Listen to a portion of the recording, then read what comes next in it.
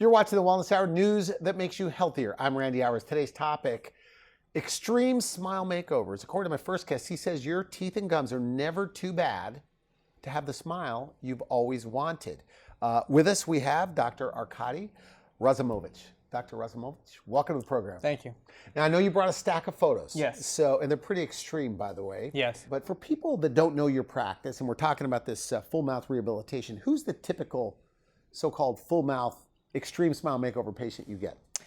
We don't have a typical patient per se, but it might be somebody with really bad gums. Their gums might be bleeding, and they're losing teeth because of their bad gums, or somebody with a lot of decay, a lot of broken teeth, missing teeth, or a combination. A combination of those things, and they've been going to different dentists their whole life, received all kinds of patchwork dentistry, maybe fillings, crowns, root canals here and there, and eventually everything gets to a point to where it's breaking down and they need a more extreme solution. Those are the kinds of patients we get. Now, you're one of these practices that does it all right there. Yes. Is that correct? Yes. You also have another dentist where you don't usually have to send things out.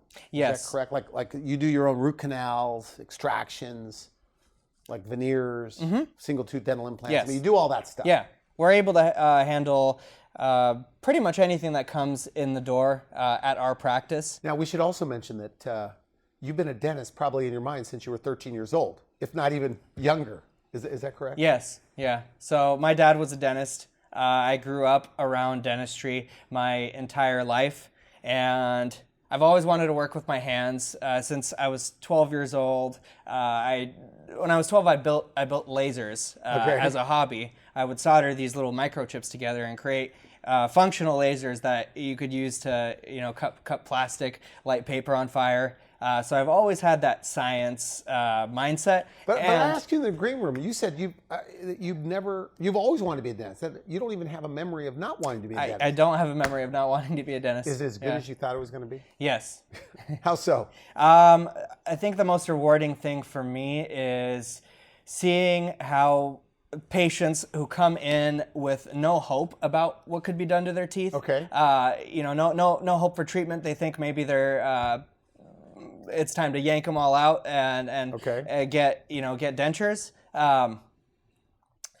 Seeing their transformation after we complete their case, and seeing that that light go off in their eyes, and seeing kind of them look at the world from a different perspective, that's the most rewarding You say when thing. they get these extreme smile makeovers, like sometimes when they come in for the follow-up, and I'm paraphrasing you, but it's almost like you can't even recognize them. Yes. There's that big of a change. Yeah. Sounds like an overstatement. No, is it really it's that big of a deal for them? It is really that big of a deal, because when you take somebody who comes in and they're hopeless about what could be done, they think their teeth are so bad, there's nothing that can be done. And taking a patient like that and doing their case and then seeing how they completely transform, not only their teeth, but how their outlook on the world transforms. They look happier, their eyes look brighter. That's the most rewarding Do they ever want to give you a hug? Yeah, frequently. When it's all done. Yeah. But people still don't like going to the dentist, right? Do you hear that? Yes. Like, no offense, doctor? Yeah. Do you have a comeback for that? We try to do everything we can to make their experience comfortable. We don't judge our patients, no matter how, no matter what they come in with. We don't judge them.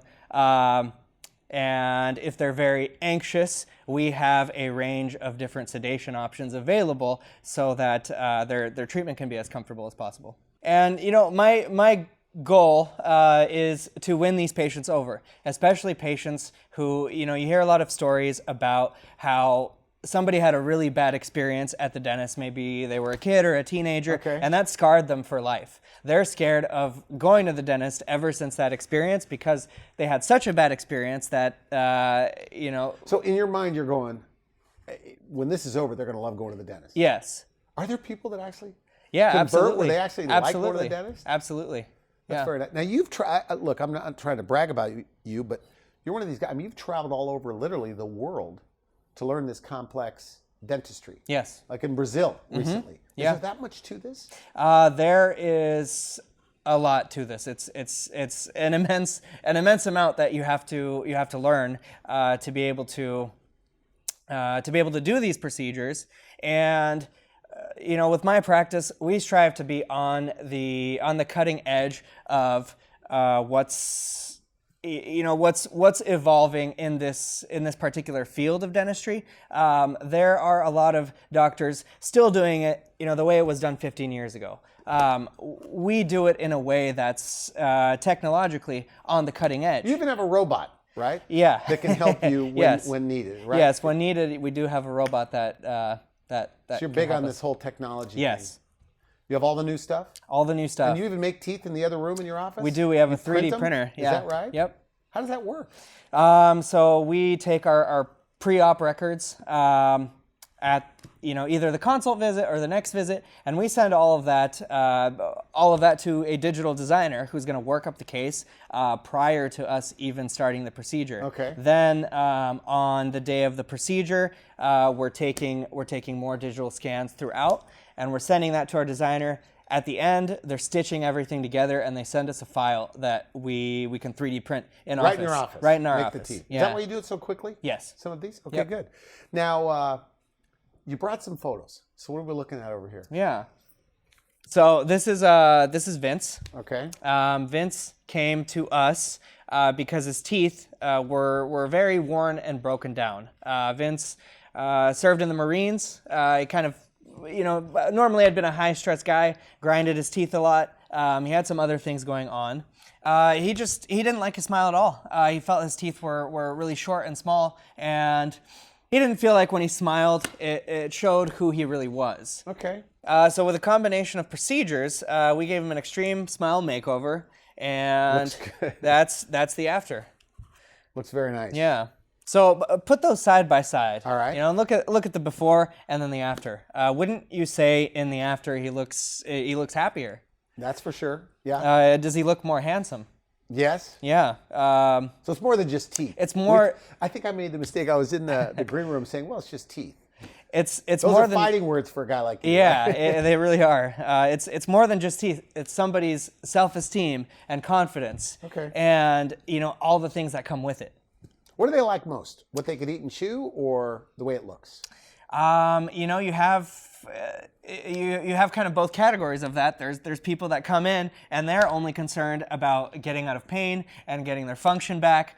Some of those people end up liking the aesthetics the most because they didn't even think about that prior to doing this, but afterwards they're like, I'm getting so many compliments, I don't even know what to do with them. And then there's people that they come in and they just want it to look good. They don't really talk about the functionality at all. Like eating, you're talking Yeah, about. like Okay. eating and chewing. But then they come back and they're like, I can't afford all the all the restaurants I've been going out to because now I can go out and eat whatever I want. What's it like when you do one of these extreme smile makeovers and they're looking at the mirror for the first time?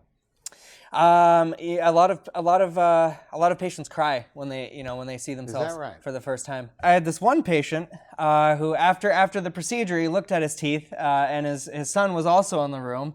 And Dad was totally blown away by what he looked like. He had been divorced a couple years prior, and his son saw, and he was like, "Dad, we're gonna go get you a hottie now." Okay, so it's that big of a deal for these people. Yeah, it really is. And this is like, because you're all over the internet, right? You have Yeah. big YouTube channel. Yes. Lots of. How do people hear about you aside from word of mouth? Yeah, a lot of people do a lot of research and find us online. And you'd want to do a lot of research before doing a big procedure like this. They find us online. They look at our website. They look at my videos, and they choose to come to us. Yeah, you have a lot. Anticipating you arriving today, I looked at your YouTube channel, and it was great little stories, like documentaries about patients that were pretty miserable, and now they've got a great smile. Yeah. You see that all the time. Yeah, we see that all the time, and we do a lot of these, these transformational cases. I talked to an oral surgeon. We talked about this before the camera started rolling, and I said that an oral surgeon told me, Randy, there's a new breed of general dentists, and we call them super specialists. It's not a recognized specialty, but do you kind of feel like that? Yeah, I would say that. And with with all the technology that's available now and all the new techniques, we're able to do stuff today that my dad wasn't able to do. So the things like when your dad was a dentist, there was no way he could do the things you're doing today. Is it much faster because of technology? Yeah, it's much faster. Low downtime, less downtime because of it? Less downtime. Prior to all of this technology, to do this being available, a smile makeover like what we would do, or what we can do, sometimes could take 3 years to do. Okay. Nowadays, we're able to significantly reduce the time it takes, and a lot of the times we're able to do it completely in one day. And that's always our goal. That's always what we shoot for, is for every patient to give them a new smile in one day. So there's a trend in dentistry now. There's these centers that only do one thing, and that's extracting all your teeth, placing implants, giving you a full arch of teeth supported on those implants. What's wrong with that? And there's absolutely nothing wrong with that. That is also a great option when it's indicated.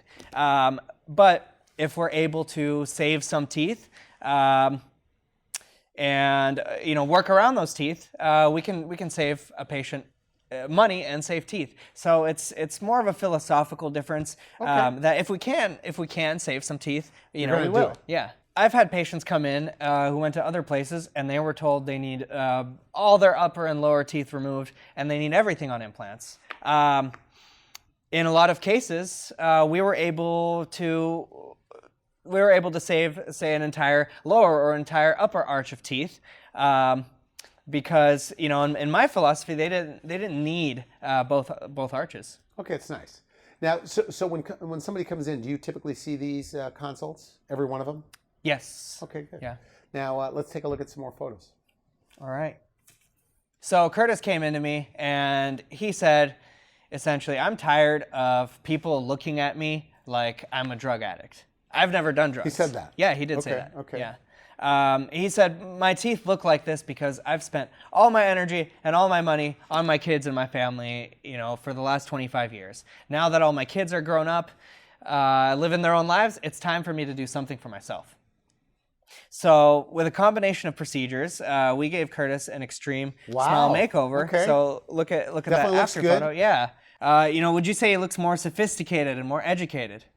Yes. Yeah. Because that's what teeth do. It's not just teeth. It's perceptions that come along with how people are viewing you when you smile. Yeah. We were talking off camera that on the before photo, he kind of looks like a retired guy, and then on the after, he looks like he could be running some big, he could be big CEO of a tech company. Yeah. And so a guy like this, like when he sees it, what's that like for him? Most of my patients that get this done, they end up asking afterwards, why didn't I do this earlier? Is that right? So it's kind of a regret in a way. Yeah. Like, why didn't I? Because is it the fear? Like, because nobody, like you said, they're worried about pain, things like that. So everybody's numbed up. What type of sedation are you offering? We offer anything from nitrous to oral sedation to IV. We have all those levels of sedation available to us. And you say they almost have very little memory. Yeah. Is that right? Is that right? Yeah, absolutely. Most patients don't have any memory of their procedure. So after you do this, like completely rebuilding somebody's mouth that had really bad teeth and gums, how soon can they eat? They can eat immediately, but we ask them to, take it easy for the first week or so while they're healing. Okay. And then before you know it, they're eating whatever they want. So, Randy, when you have bad teeth or bad gums, there's, a lot of patients like that who aren't able to eat things like salads or chewy foods like pizza and steak. Forget about steak. But once they get this done and we rebuild their, all their teeth, they're able to eat these things again. So let me show you this next patient. All right. So Cindy came to us and what she told me was, I'm tired of looking like this. I don't want to look like this anymore. And she was also in a lot of pain. She had rampant infection, a lot of patchwork dentistry that was failing. And she had been told at other places that her only options were dentures. That she had to get dentures. She didn't want to do that. So she came to us, and through a combination of procedures, we rebuilt her teeth, rebuilt her smile, and that's the after right there. Looks nice. So look at the before and after side by side. And in the before, would you say she's almost, grimacing or forcing a smile? Okay, yeah.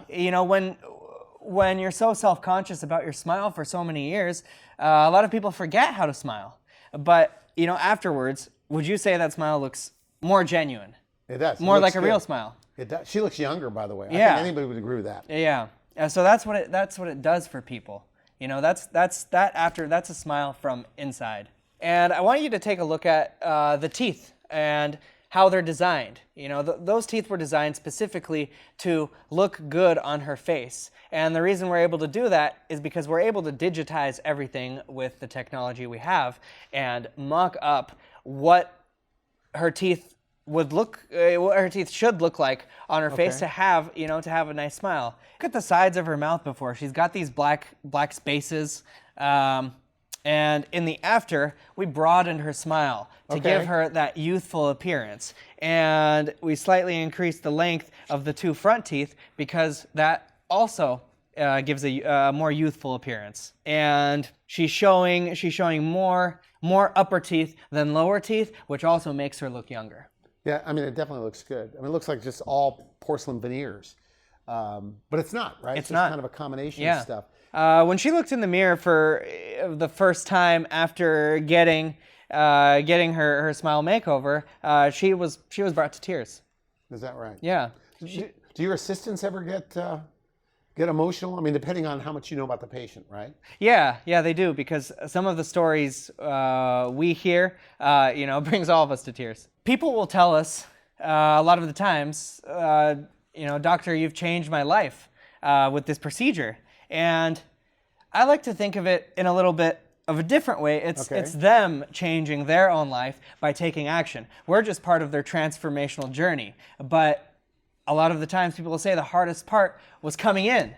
Is that right? Okay. Because of the fear involved, and they're scared they're going to have pain, or they're scared they're going to be judged. Taking that first step and coming in, a lot of the times it's the hardest thing for them. So by taking that action, they're taking the steps to change their own life. Now, when you're on a consult and you're hearing their hard luck story, do you ever get excited, like going, boy, this is going to be good, and they have no idea how good it's going to be? Absolutely. Because we get a lot of patients who come in with no hope that something could be done. Is this true, that most of these patients, they have not liked their smile, I think you told me, for like 10, 15 years? I think a lot of these people hold on to their bad teeth for so long, and they don't get anything done. What's the average time where they have hated their teeth? Have you heard? I would say 10 to 15 years. Is that right? Yeah. So somebody from 40 to 50, they missed out on some good years. Yes. And and in a way, it's even though it's technically demanding, it's kind of a quick fix. It's kind of easy. Is that right? Yeah, because we have it dialed into such a streamlined process that we're able to do these difficult and complex procedures. We're able to make it easy for the patient and do it quickly. All right, so I want you to take a look at this next patient. All right. This is Jessica, who came in with a lot of decay, bad teeth. She had already lost most of her upper teeth and was on her way to losing the rest of them, and lost a few lower teeth as well. She actually wanted to go to Costa Rica to get everything removed and get implants. We were able to save her lower teeth, most of her lower teeth, and reconstruct her upper. Okay. And that's the after right there. Looks very nice. Yeah, I mean, to me, this is one of my favorite transformations because I think she looks like a different person in the after. Would you agree with that? Yeah. You say so. They come in for the follow-ups, and they're acting totally different. Yes. Like more confidence. I mean, you could see it. More charisma. Yeah, absolutely. They're a lot of people come in and they're kind of shy. Maybe they're hiding their smile. They're coming in with a baseball hat, so you don't see them. They're kind of not looking, not necessarily making a lot of eye contact. Interesting. Okay. they come back for the follow-up, all of that completely changes. They're chatty. They're talking to the front desk. They just they have more vigor in life. Okay. Now you're a dentist, so Yeah. it does not surprise me to hear or think that you think like the smile is like the most important thing. How important is the smile and healthy teeth and gums in your opinion? It's not because I'm a dentist that I think that. It's because if you look at virtually any study done on smiles, for example, what people will rank potential partners, what features they'll rank that makes them attractive, smile is always in the top 3. Okay, that's fair. Then, smiles are scientifically proven that smiling more, your peers will rank you as more likable, more trustworthy. Potential employers will look at you as more employable and more hireable. Everybody wants to be around a positive person. Exactly. So if they're smiling, I can see where that would be a big Exactly. deal. Now, what about the opposite? You say that people with bad teeth are judged. Yes. Yeah, people with bad teeth a lot of times are unfairly judged. Like Curtis, who I talked about earlier, he said, I'm tired of people, treating me like I'm a drug addict. And, he's not a drug addict. He's never done drugs. But he was getting that vibe from people that they were looking at his teeth and immediately making all these unfair judgments about him. Now, we talked about Halloween stores. It's like every Halloween store has those bad teeth that are clipped on. Yeah. So we associate, is that why we associate Yes, and I've poverty or uncleanliness with bad teeth? Yeah, and I've heard this so many times that patients will come in for their initial consult and they say, I'm tired of not needing a Halloween costume every year because I can just show my teeth. I hear that so often. You're pretty enthusiastic about this. Yeah, absolutely. And if you witness firsthand, what I witness, you would be too. All right. Because seeing somebody come in for their initial consult and, maybe they're kind of shy, they're uncomfortable with their smile, they generally are unconfident about themselves as a result of their appearance. So the patients getting older and older that are doing this, or younger and younger? Because you say in the 70s and 80s they're doing this. Yeah. I would say the general trend is you're getting more older patients coming in getting this because this type of people are more aware of their options now. They're more aware that this kind of thing exists. And what's your oldest patient that ever got an extreme smile makeover? Our oldest one that I can think of in recent times was 84. Really? Yeah.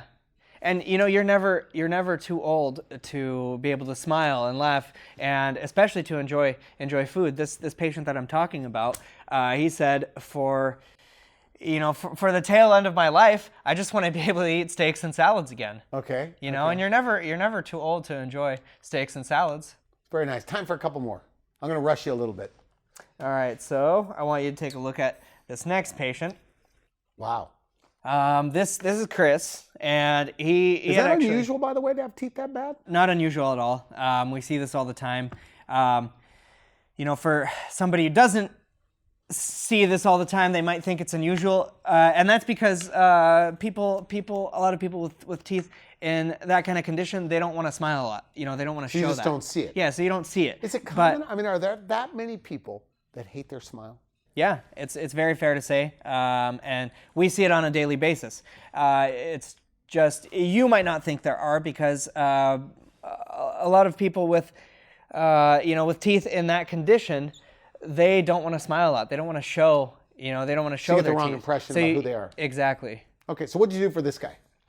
So for this guy, through a combination of procedures, we did an extreme smile makeover on him. Good. Looks good. Yeah. And would you say, in the after that... he's more handsome. Yeah, would you say he's more handsome? Yeah. Yeah. And would you say, if you met this guy in the before picture, would you maybe make make some unfair preconceived notions about him. Right. Yeah. Like maybe he doesn't brush his teeth or whatever, but Right. that's just not the case. And then if you met him afterwards, you know, what would you think? Yeah, looks good. Yeah, looks like a very successful, happy guy. Right. He must have been thrilled. He This was is a thrilled. big Yeah, one. yeah, he was. Now we're literally out of time. Probably 45 seconds left, and I know you have more photos. We have time for one more. Okay. Yeah, I want to show you a couple more. Okay, So I'll okay. rush through them. This guy, I've actually known him for most of my life. He's a longtime family friend, and he initially just wanted to get out of pain. He didn't think anything could be done, and he probably wouldn't have gotten anything done if I wasn't a dentist. If he didn't know me. So.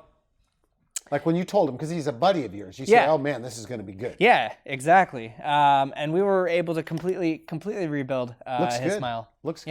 Yeah. He's a hairstylist, and he's saying now I can smile more. I'm getting more clients because Okay. he's more lively with his clients because of how Did he put off asking you because you were a family friend? he did. And Yeah. then finally, just It took him years. It took him years to he make was the decision. embarrassed. Yeah. So I mean, it's a good point you say that if he didn't know you, he probably would have had nothing done. Would have just gone his whole life without, Yeah. or the rest of his life with not being able to eat and chew and things Yeah. like that. Yeah. We are completely out of time. So final message. Somebody watching this, really bad teeth and gums. They've heard what you have to say. They're very skeptical. Maybe they're afraid of the dentist, worried about pain or whatever. What do you say to them? Well, just come in. Just come in at least so you could know your options and know what's possible, and what maybe we could do for you. Now, from the time they walk in your office, how soon before you can say, hey, this is what we could do? We're able to tell them what we could do. We give them our options at that consult visit. Within like a half an hour? Yeah. They'll know? Yeah. And now, if somebody wants to, and by the way, we should mention, most dental insurance, even the best, is really not covering these kind of big cases, Medicare, Medicaid. You see people finance this. Yes. Really? Yes. All the time? Like what percentage? Yeah, frequently. Like on the big stuff. I'd say 50% of the time they're financing it. Sometimes they have family members who pitch in, but financing happens very frequently. Okay. Now, if they want to make an appointment, do they go to the website or should they just call you directly? They can go on the website. They could go on Google. They could also call us directly. Okay, good. I want to thank you for coming on the show. Excellent stuff. Thanks. Thank you. You've been watching the Wellness Hour news that makes you healthier. I'm Randy Alvarez. For now, I wish you good health.